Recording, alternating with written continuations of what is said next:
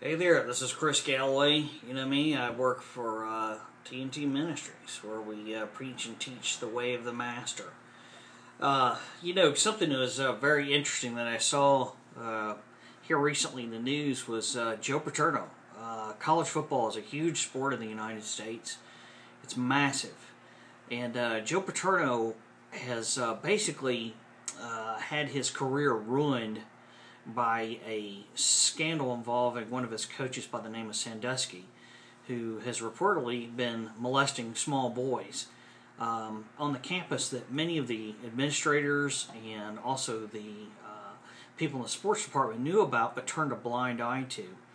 And it's come out that maybe Joe Paterno has done the same thing, which is alarming. You know, this is something that if I saw someone molesting a child, I would probably go and try to stop them by force if I had to, because it's so repulsive to me. And yet, people in this administration at Penn State have turned a blind eye to it. And it brought up a scripture verse to my mind. It was James 2:10. It says that if a man keeps the whole law and yet stumbles at one point, he's guilty of violating the entire law. So if you think about that in the case of like Joe Paterno, here's a guy that's had a great record. People loved him. He's got, I think, the most wins of any college football coach in history. It's a record that may never be broken. He's got, I think, 40-something years as the head coach at Penn State. It's an amazing record. And yet, in the long run, he may be remembered for turning a blind eye to a blatant sin. So, it's an interesting, I thought about a way that you could use it as a witnessing point.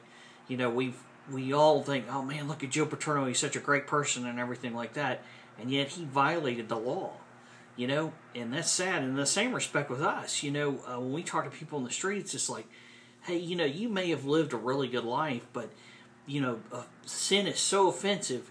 You know how people look at Joe Paterno and what he did and how awful it is. God looks at our sin in even a worse light. He can't even look on it. That's how bad it is. So, it's very discouraging to see this, but it's also could be a good transition point for us to share the gospel with people that might be self-righteous or think that they've lived a pretty good life.